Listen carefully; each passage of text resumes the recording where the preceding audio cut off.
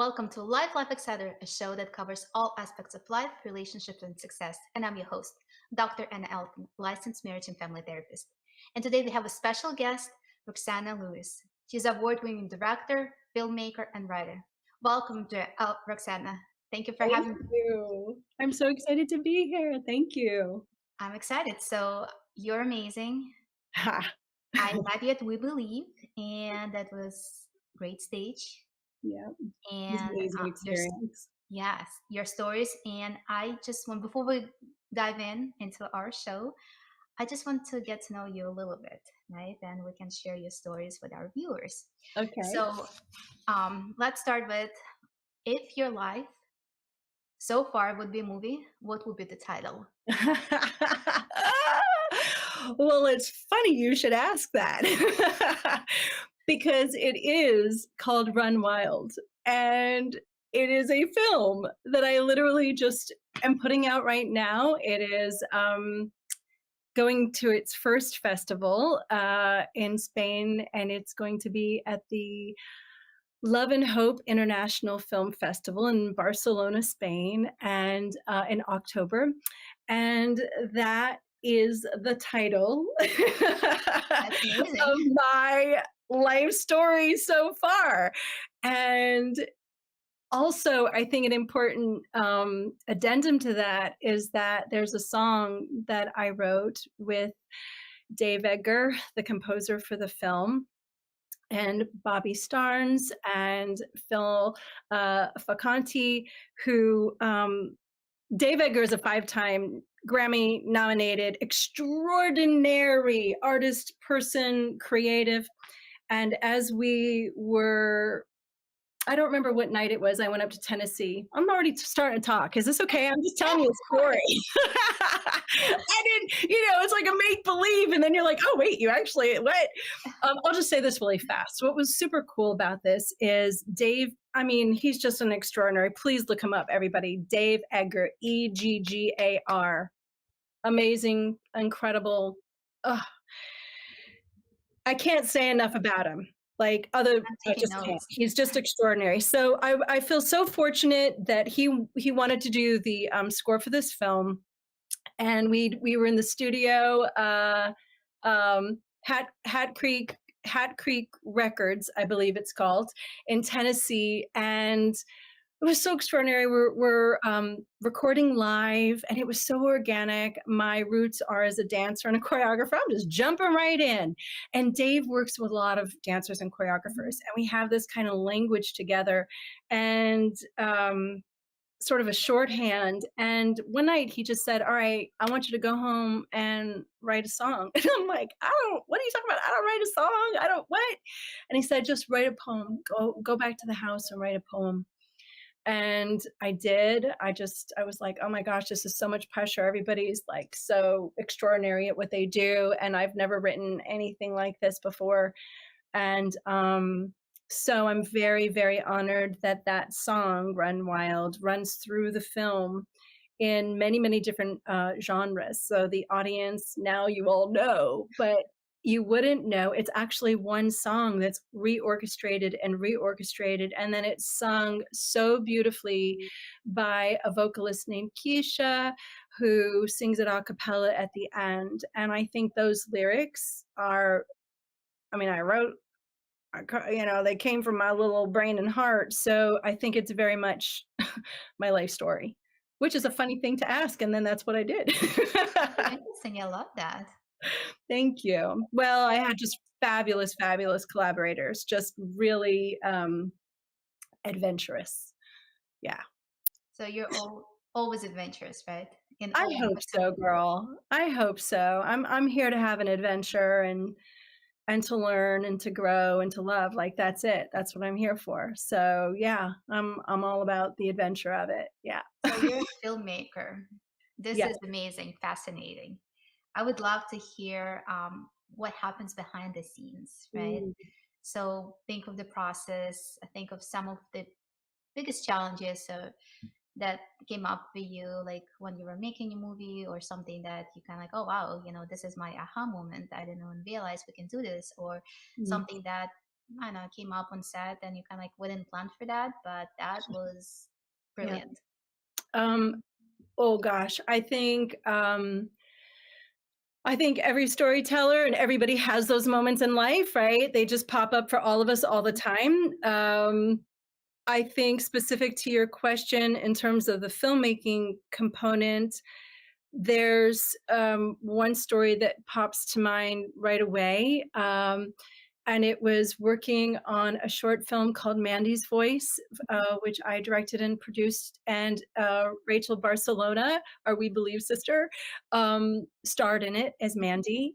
And I believe it was our first day of Mhm. shooting, and I feel okay sharing this story because this is a story when she and I are interviewed together, she's shared it, and um, I just respect. I mean, it's just such a beautiful lesson for all of us.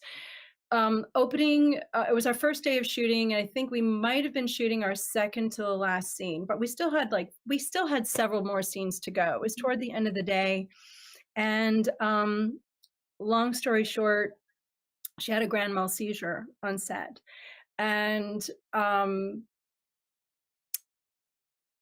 when my daughter was an infant, she was diagnosed with epilepsy, and I took a hiatus from everything and just really focused on being present with her in her life and understanding this component that there's always a saying. The saying with epilepsy is one day you don't know how to spell it, and the next day it's like everything, and that is just Mhm. completely true. And so because of my background, I recognized it right away and was able to jump into action before we even had RNs on set, before people were really understanding what was going on. And um, we had extraordinary care. We did all of the right things. She has what I'll call kind of a funny story about it at the hospital. I mean, I don't want to label it that, but we've chuckled together, Mhm. which is a testament to her acting Mhm. and the makeup. And people were concerned, and they actually didn't believe that she was an actress. It was very interesting because it was a very difficult scene she was doing. Mhm. And bottom line is she came back next day. I had to cut 4 scenes that day, which was really tough. I didn't know if she'd be able to come back and finish the shoot or if we'd have to reschedule. This was also during COVID, which was extremely difficult for everybody to come together and for us all to be at the right time, at the right place, and all the things to line up.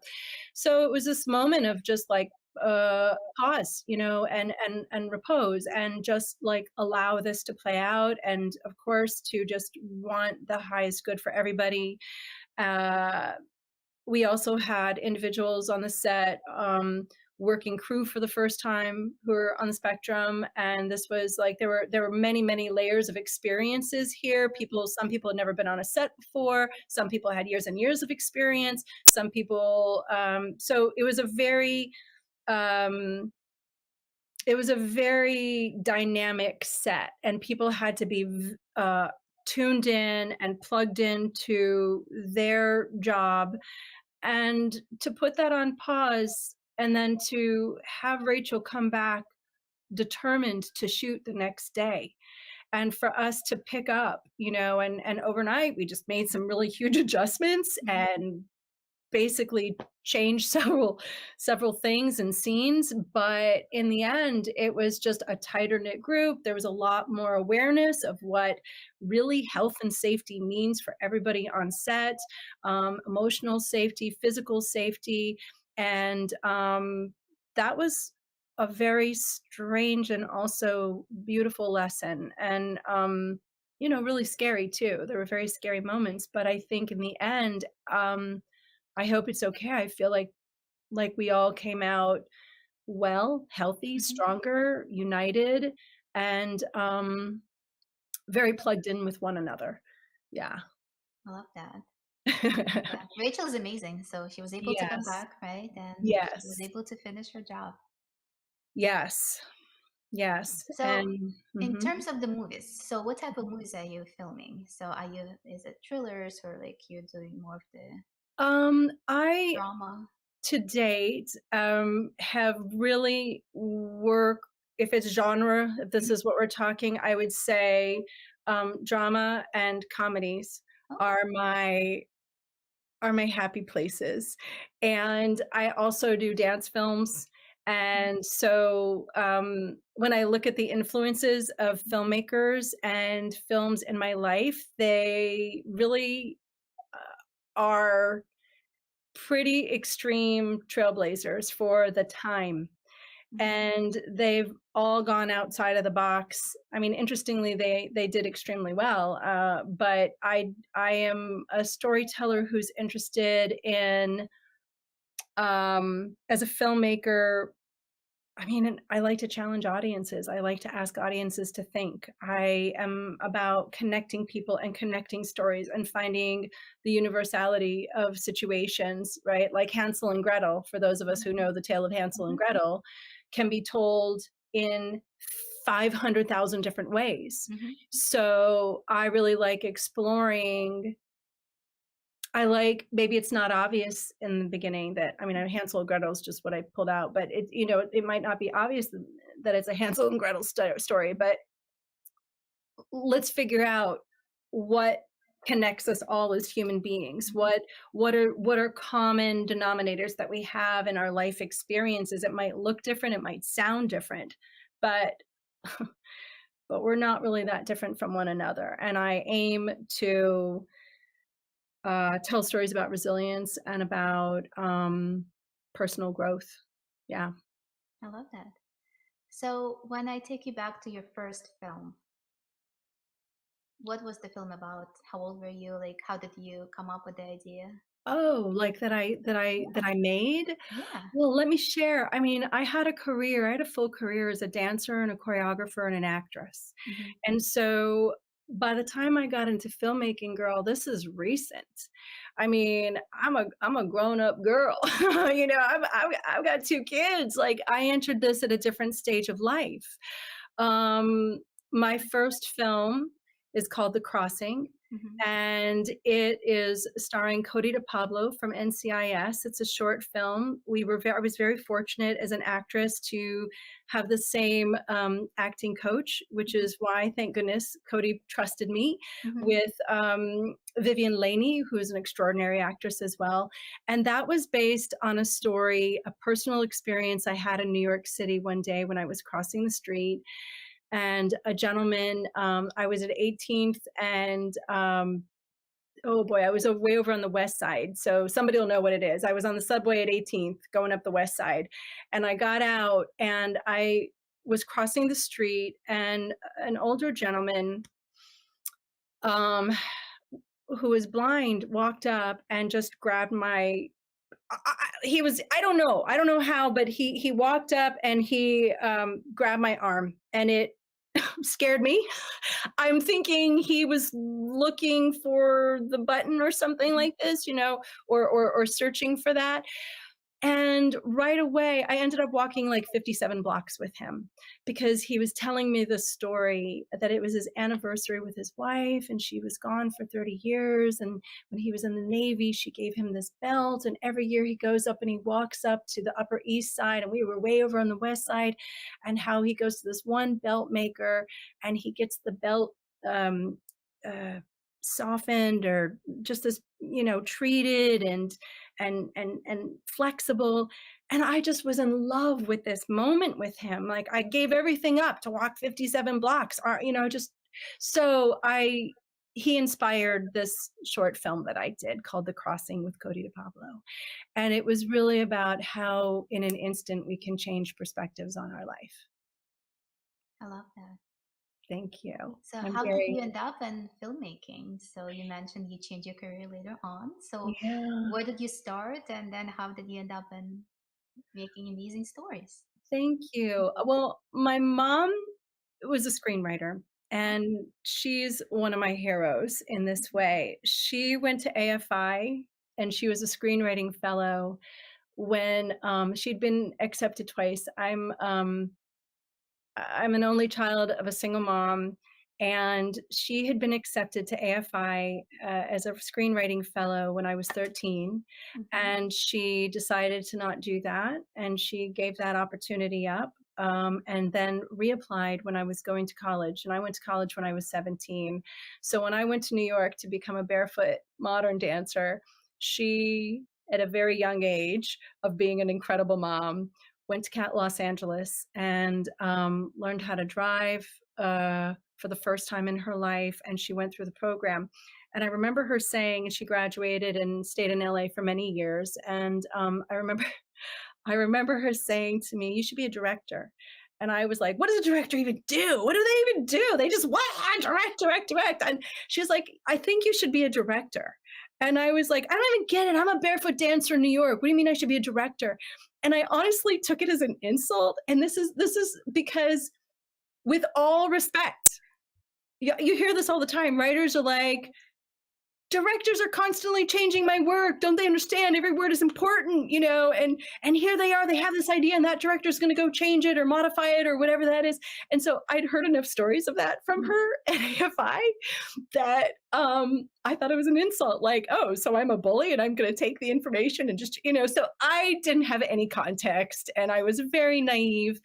And she was wise to see that in me. Um, and I was wrong. The things that I thought she was saying, I was just making it up, my own little story in my own little head, because I was, 17 and annoyed at my mom. Mhm.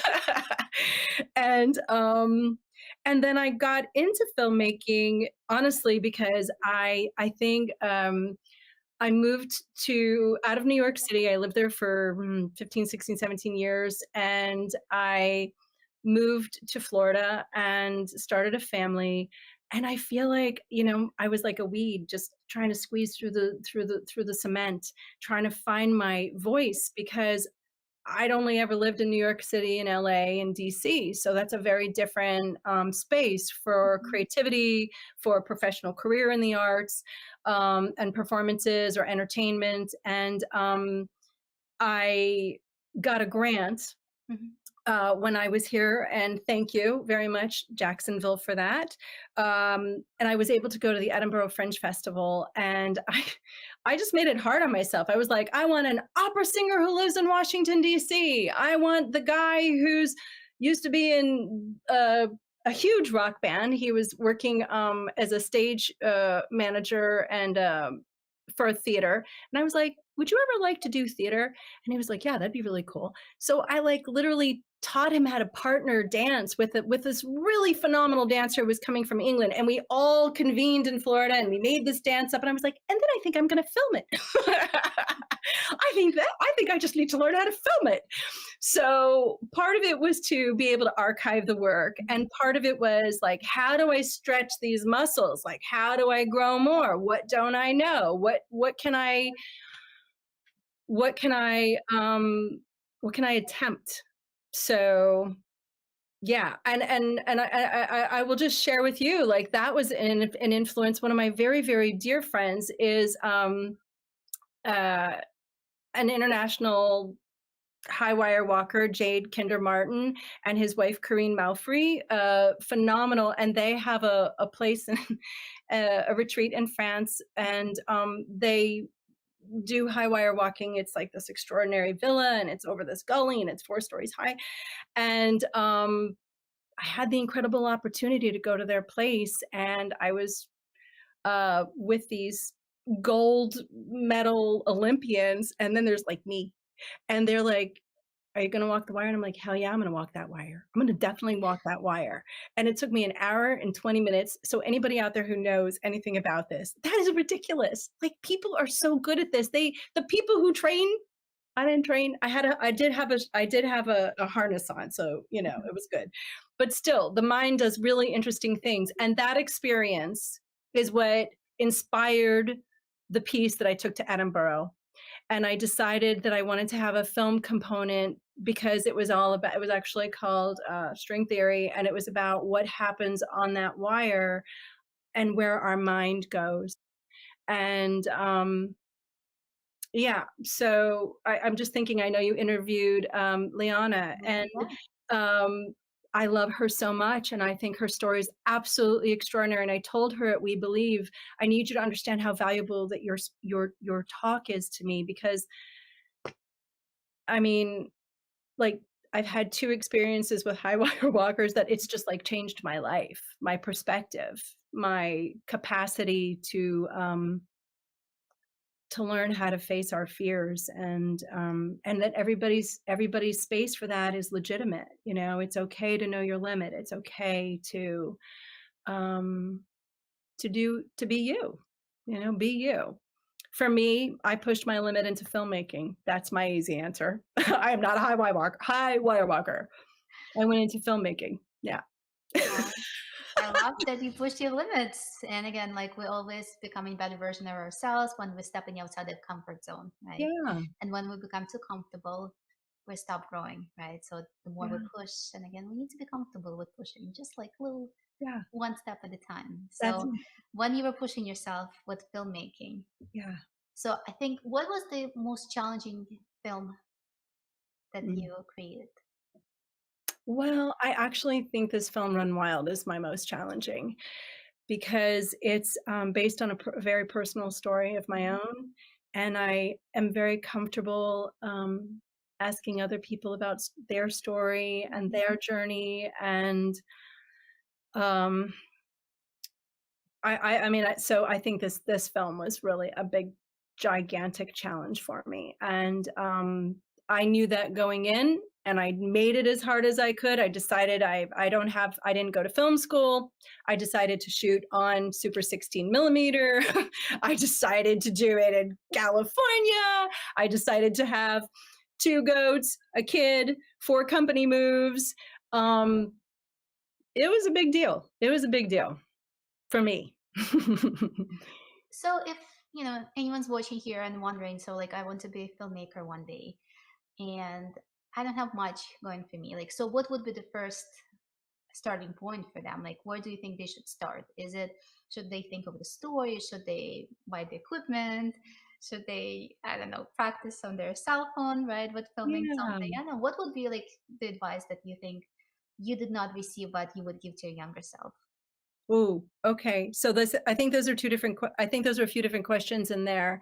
I'm gonna start by sharing, in my opinion, the phrase or the statement filmmaker that is a caveat. Mm-hmm. For me personally, and this is not across the board, for me, filmmaker is somebody who is, well, I mean, it could be anything in the whole wide world. It's cool. You can like, define it however you want to.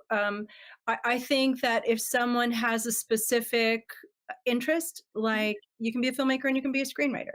You could be a filmmaker and you can do grip and gaffer. You can work in crew. You can be a director of photography or cinematographer. You can be a director. You can be a producer. You can be, and then there are 12 kinds of producers. So, I mean, I think first thing is like learn that, learn what the positions are, like, and then even though you're learning this general outline, like it's just a general outline. Mm-hmm. I really do think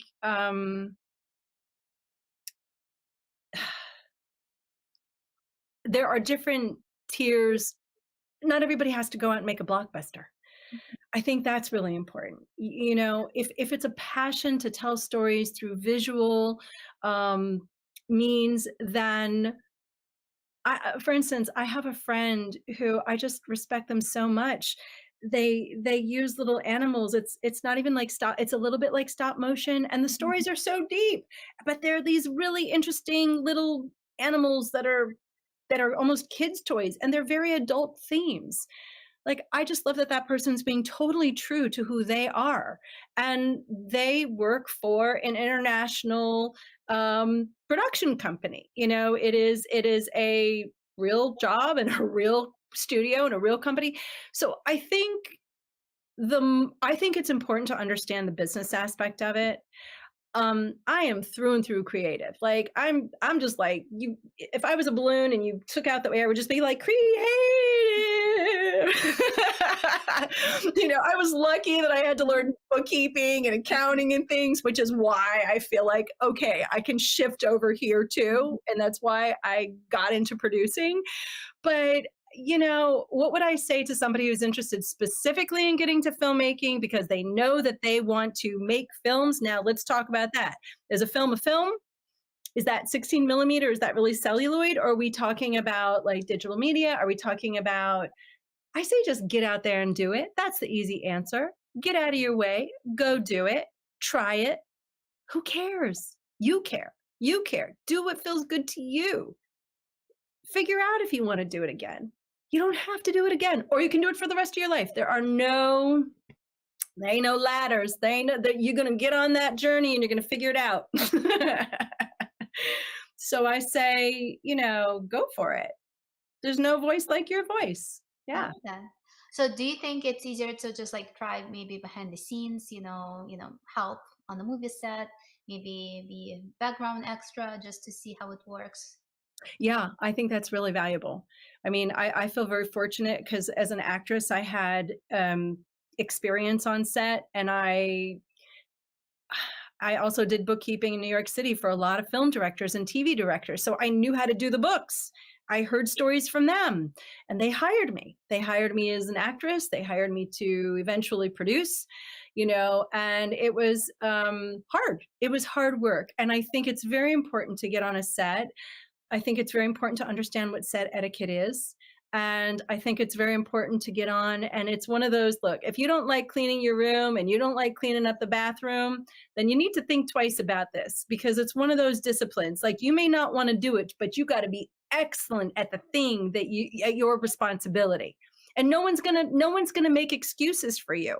You have to be reliable, consistent, and totally committed to whatever the thing is that you are doing. And if your job is to check people in on a checkboard, you be the most cheerful, polite, efficient checker in the whole wide world because there are definitely people watching you do that job, wondering, can I now slip that person over here? What would that person be really good at? Because that whole thing about people, we're looking for teams. We're looking for people that we want to work with who are really reliable, and there's also room for growth. Like, somebody who's just coming in no matter, and I don't care about the age. This isn't about age. It's about commitment and passion. I love that. Yeah. So what do you think is the most exciting part of the movie making? Ah, Is it thinking of a story? Is it actually filming, editing, or something else? well, this sounds really silly. What do I think? I think that is a changing. I think it changes with every single project. What do I think the most exciting part of it is? Ooh, that's a big one. I almost think the most exciting part of it is if you maybe have written something and or the script has been agreed upon and you really love it and you want to get your team together. And you get to like really cheer and really advocate for this project. And I think there's a really exciting moment of like, can we do this? Are we going to do this together? Let's make this happen. This is the team. Let's go, let's go, let's go. Because you don't know what's coming down the pike. It's just,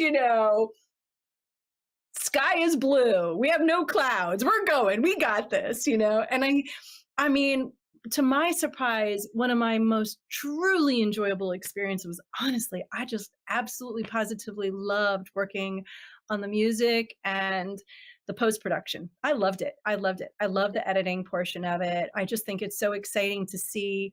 I mean, I chose to shoot on film, which I knew was going to be riddled with, in my opinion, hard on myself, flagellating, like, that was rough. Could have done better. But I knew that I was going to run into problems. I knew it. I set myself up to figure stuff out the whole entire way.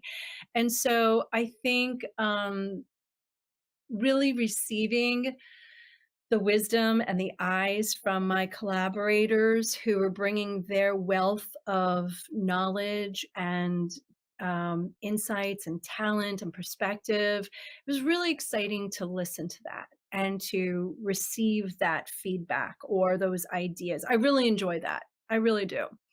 Um, yeah, I love working with actors. That's the other reason I went. I mean, the real reason I became a filmmaker is because I love actors. I love them. I love them. I love them. I love them. And so I want people to feel good working, and I want people to feel safe doing the roles that they need to do and to take the risks they need to do so that the audience can feel the feelings, right? We're doing this in the end. Yes, it's entertainment for sure. Um, and we know, I mean, that entertainment comes as a roller coaster, an emotional roller coaster, a visual roller coaster. So it's my job to set that safety up, and I enjoy it a lot. I love that. So when you're casting your actors, right? So Mhm. do you usually have an idea of how your character should look like or act, or sometimes someone comes in and you're like, wow, that's it? Ah, I'm usually looking for the wow, that's it. I'm usually looking for the person who's just I'm gonna like make sure I'm very G-rated here, but I look for people who I look to work with artists who are I don't look for artists who are fearless. I look for people who can't help but jump in to the journey, being terrified, being confident, um, who are ready to work hard and disciplined. And I had the great honor of working with Sally Struthers in Run Wild. For those of you who don't know her, please look her up. Two-time Emmy Award winner, iconic actress. And to watch her come on set, she's brilliant. She's just a brilliant, brilliant, brilliant, brilliant woman and actress. And to understand, like, my job is to make sure everything is set up for her to do what she does. And then there were other times where I get to I get to whisper inside of someone's ear with their permission, and work because we've established all the trust to shape that to shape the moment that they're going for. I'm sorry, I lost exactly what you were asking me. I apologize. I went on a really happy road there. No, I So, was just wondering, like when you look for your characters, how does it look like? What's the process looks like? yeah, I mean, I'm very open. Hmm. My job is to it's tough. There are different circumstances. I think the budget has a lot to do with that. When we have a budget, when we have a phenomenal casting director, and we have certain things that we can offer, we're able to offer more. Sometimes we're in situations where it's like, how do we make this fit with that? And and what's my intention? Is this a everything's a learning experience, but where am I in my career? What am I making this film for? But I think in the end, I'm really looking for actors who in no way they're just not they're not faking it. You know, there might be some green there, but that's exciting to me. I get to be part of that. That shows me they're trusting me with their journey, and that's a huge honor. And and that makes me work in a very I the only I don't mean this in a nurturing way, but it comes from love. That's my love. I get to share my love with them. So for their experience, if they're playing a really difficult character, no matter how dark it is, they're still receiving safety and um, everything they need, I hope, to be able to go do their work, and then they have that confidence to take to the next part of their life. And I don't want anyone coming off my set like, I want people to come off the set healthy, ready for more, not, "Oh my god, that broke me." Actors, I'm talking about actors. So when you think of the whole process, right, from start to finish, when you have the first idea to actually have the complete film, Yeah. how long does it usually take? Oh, wait, ask that again. You said, "How long does it take to" will you say that one more time? Create the film, from the idea to the finished product. Oh gosh, boy, that's a fun question. I would say for me, I will talk about specifically this one film, uh, because I think that answer is going to be really, really different. Again, is it Mhm. somebody who's writing it themselves and directing and producing, or is it somebody who has been brought into a project and the funding is there? There's so many answers. I mean, I used to think, oh, sure, really, it took 10 years to do that, and I'm like, yeah, that's actually I can really see that. I would say this film Run Wild has been in my life. The story's been in my life since it was since I was 6 when it happened. And so it is something that I thought that I would turn into really a novel. And then I thought, because I didn't think I was going to become a filmmaker. I didn't know. Um, but I would say this project from script to right now is probably a 2-year process. I would say it probably took a year. And that's because I didn't, as soon as I had the script, I didn't put it out into the world Mhm. right away. But once I did put it into the world, I bet that took 6 months to get my team, because my team is in another part of the country. And we had to get timing and scheduling and season. When could we shoot in a desert?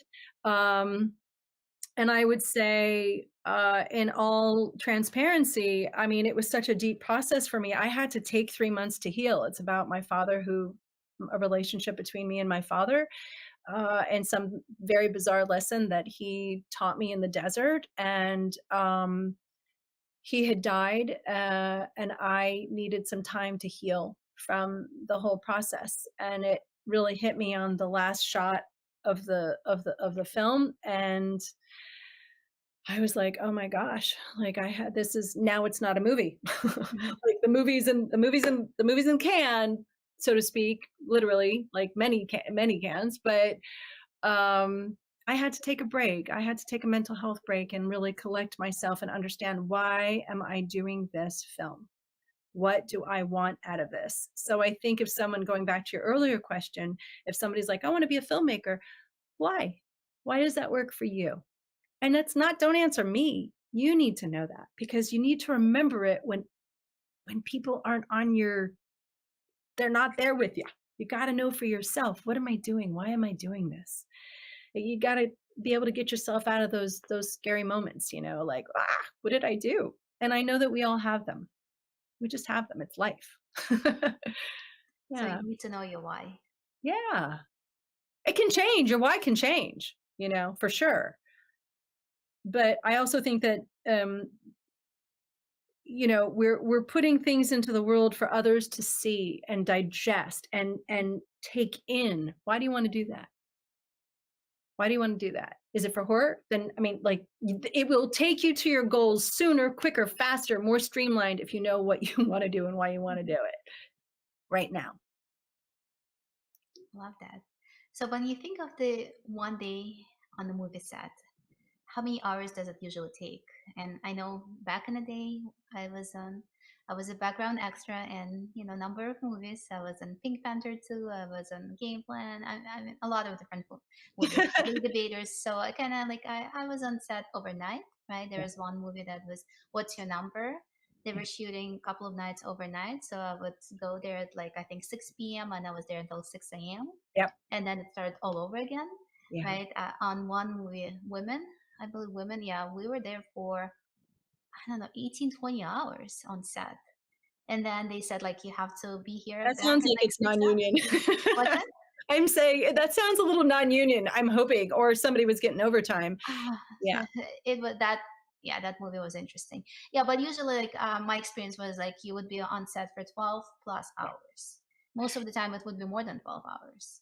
Yeah, I mean, that's a really great question. And I think it's an indirect answer, but there are rules about that according to what kind of a film it is. Is it a union film? Is it a non-union film? Where are you shooting? I would is it? I would say you're definitely going to be on set for 10 hours, if not 12 or 14. So they're long days. And, back in the day of music videos, I remember those, like you said, they were 18-hour days. They were 20-hour days, nights. What were we doing? Why? Why was it? And I was like, why is this so important? Back then I was a dancer. Like, well, can't they get this together? What's up with that camera? That makes us look good, So I think, it is a strange career in that way. We are forcing our bodies to do things that are unnatural, and circadian rhythms and health and, food and rest and mental rest. So that's why I'm saying, like, that safe set's super important.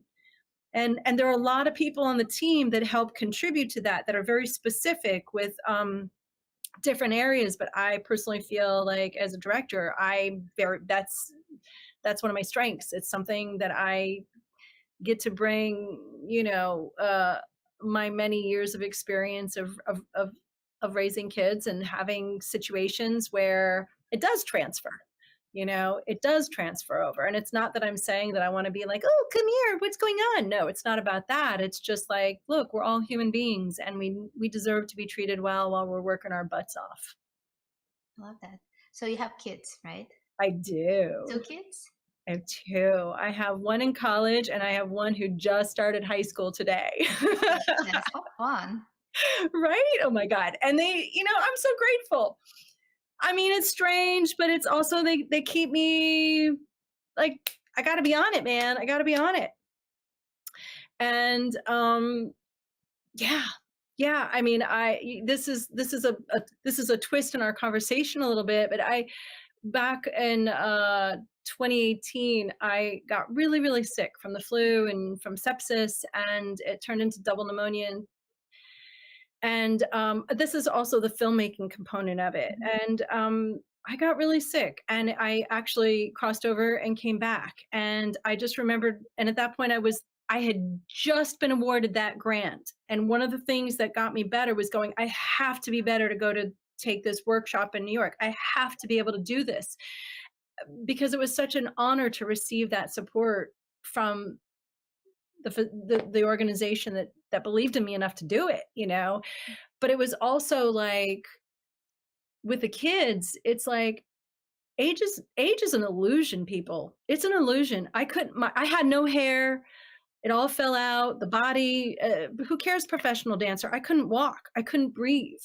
And I know you've had situations where we make a decision, and sometimes, like, I didn't want to make that decision. I was like, forget this. This is hard. This is hard to get out of bed. I don't know if I'm ever going to walk. I don't want to work on breathing. Can't I just keep the tubes in? That's so much easier. I Mhm. remember rejecting the treatments. It hurt too much. And I think part of that goes toward my drive in filmmaking now. It's like, how much can we learn? And with these kids, we got to stay well. I can't just be like, eat your vegetables. No, I got to eat mine. You got to eat yours. We need to be well. Mhm. And I just want to say something really important to all those folks out there.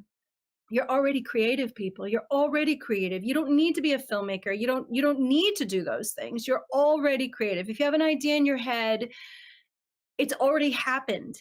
You've already created the thing. Now you just get to put it on a piece of paper, or you can bury it in a plant and watch the flowers grow out of this thing that you buried that only went, on this paper. Own your space. Own your thoughts and your heart and your time here. Own your time here. Yeah, it's I love big. that. So we're the time where we're gonna start wrapping up soon. Woo! But before we do that, Yeah. if you can think of like one advice that you would give to your younger self. Oh my gosh. That's a big one. Um, this is such a general broad stroke. Mhm. Massive. But I think the one thing, and I can't believe this is what I'm going to say, I think it's don't take it personally. Don't take it personally. I mean, I wish I could curse. It's not your poop. It's not yours to carry. It's not yours. What people think of you is none of your business. But it's not just like, your colleagues or the kids, but it's also stuff that happens at home. Like it's as a child, we are experiencing someone else's setup of our world. And I think often as children, and as adult children, like it's like we inhale other people's pheromones, we inhale their problems, we inhale their fears, we inhale their limitations, we inhale their anger. And when maybe sometimes they're overtired and not sure how to really show up as a parent, and or a friend or a family member, and I would just say, don't take that personally. Like, it's people working through their lives. And now as an adult, we can say, okay, so in a friendship or somebody who honks behind you in a car, don't take it personally. But I think I'm talking on a whole different level. I'm Mhm. just trying to find how to put how to put that in a few words. It's not yours to carry. I guess don't let it in. right? Once you let Well, it in, it's affecting you. yeah, I would even say like just go be you. Go be you. Don't even it's just not it's not yours. Go be who you are and explore that because you're here for a reason. We're all Right. here for a reason, and the great part is that we get to share that together. And there are those of us who wanna protect that, and there are those of us who don't. I'm somebody, you're somebody, we wanna protect that together, right? So Well, thank you so much for this amazing conversation. And if you can share with our viewers, if they want to find more information about you, if they want to follow up on the projects, where they can Oh, find you. thank you. Anna, thank you. Thank you for the work you're doing. Thank you, Jesse, for the work you're doing. And I would say, please say hello, anybody, if you'd like to reach out. My name is Roxanna, Roxanna, Roxanna Lewis, Lewis, and you can find me under my name on Instagram, on LinkedIn, and my website is roxannalewis.com. And I would love to say hi. So please, we got lots and lots of exciting things happening. I got films coming out over the next year. I have a wonderful book that I am a contributing author for about casting for actors of all experiences and all backgrounds. It's a really incredible book with a lot of beautiful contributing authors. So I'd love to share that with anybody who's interested. Come say hi. Awesome. Thank you for being here. Thank you for sharing your story. You're absolutely amazing. Thank you for everything you're doing. Thank And you. thank you for watching us. We'll be here again 2 weeks. Thank you and have a great night. Yay!